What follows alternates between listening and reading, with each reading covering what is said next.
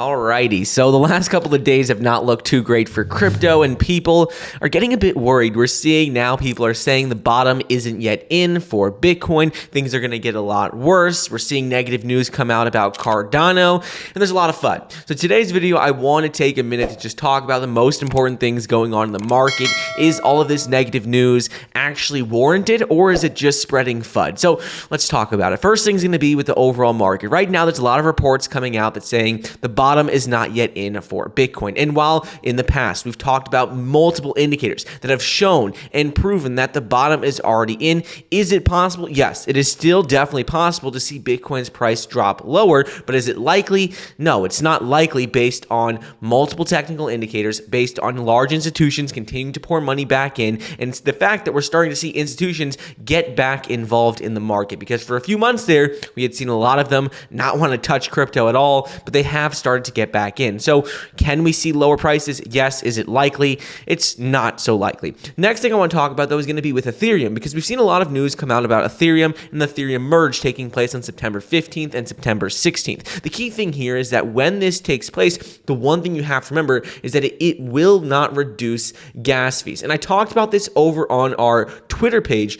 I put this out the other day, and it's a very important thing to remember because many people are very bullish on Ethereum, me included. But the one thing to remember is that despite any upgrades that are taking place, that gas fees are still going to be prevalent. They're still going to be there, and it's not really going to have any impact on them. So moving forward, the thing to remember is layer 2 solutions, let's say like Polygon or like Scale Network, are absolutely crucial for Ethereum's network long-term, because long-term, the only way we're going to see Ethereum really succeed is if we could get those fees drastically lower, or see that some layer 2 solution like Polygon or Scale continues to improve and grow, because no one wants to send a payment or a transaction if you have to spend ridiculous gas fees. No one wants to buy an NFT if you have to spend ridiculous gas fees. So long term, that is still something that we're going to need to be concerned about.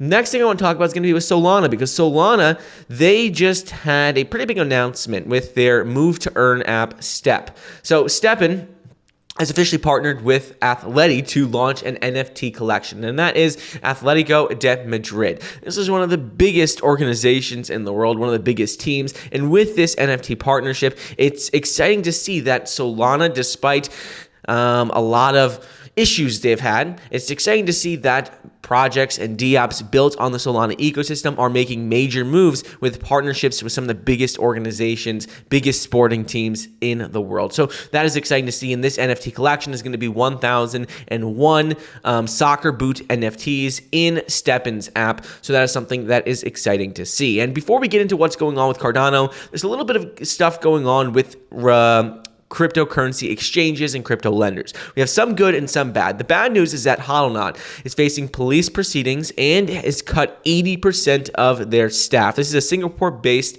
cryptocurrency lending platform, and they have officially cut 80% of their staff. This is not uncommon in the crypto space as of right now. We've seen a lot of companies struggle. So seeing yet another company, even though Hodlnaut isn't that big, seeing another crypto lender pause withdrawals, then they start cutting employees. Now they're facing legal proceedings. It's not a great sign to see. But the good news with exchanges and lenders is that we have continued to see FTX grow faster and faster, yet all these other exchanges and all these other lending platforms are struggling, because FTX, according to insider report that was revealed by CNBC, it shows that FTX's revenue grew 1,000% in 2021. It grew from $89 million to $1.02 billion in 2021. And the key thing there is that, yes, 2021 was a great year, but looking at their 2022 documents as of right now, the company has already brought in $270 million in revenue in the first quarter of 2022, and they're on track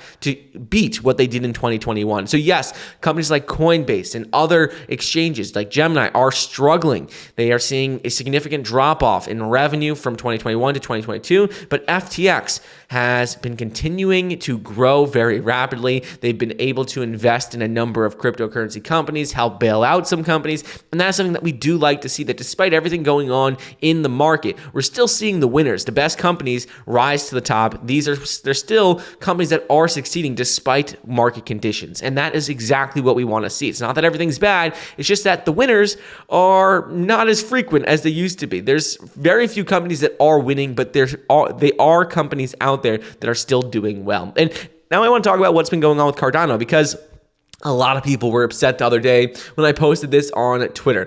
I said how Cardano developer says the ADA testnet is catastrophically broken due to a recently discovered bug. And if you don't already follow me on Twitter, we're doing a giveaway over there where anyone who follows me, as long as we hit 10,000 followers by Friday, we're going to be giving away $250. So make sure to follow me there if you don't already. I have the link in the description. But people were upset that I posted this. They're saying I'm spreading FUD. This isn't true. And it's just a bunch of misinformation.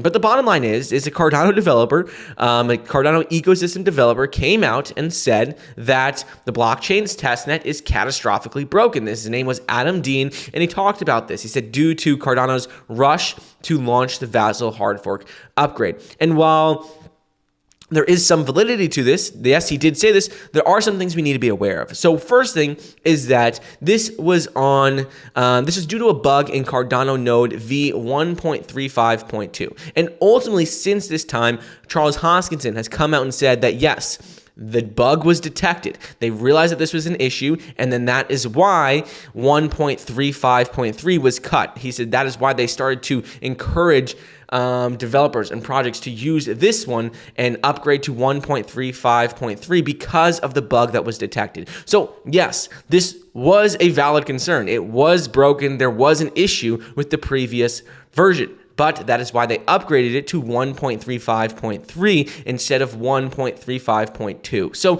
ultimately, it is an issue, and we have ultimately seen Cardano's Vassal hard fork delayed. But long term, this isn't going to be anything that is going to affect Cardano's Vassal hard fork. It's not going to affect Cardano blockchain. But in the short term, it is something to be aware of. So I would say when you're looking at what this report said, catastrophically broken, yes, he did say this. He goes on to explain why he thinks this. But I think it's a bit of a misrepresentation of what is going on in terms of the words that he chose. Because catastrophically broken, I don't think so. I think that short term, yes, they're going to create some delays. There are some issues. But long term, I don't think it's catastrophically broken. So that is what we talked about on Twitter the other day, how the ecosystem developer for Cardano said what was going on. But ultimately, that's what's going on with the overall crypto market, with Cardano, Ethereum, and some cryptocurrency exchanges. I hope you guys enjoyed today's video. Let me know your thoughts, and I'll see you guys in the next episode. See ya.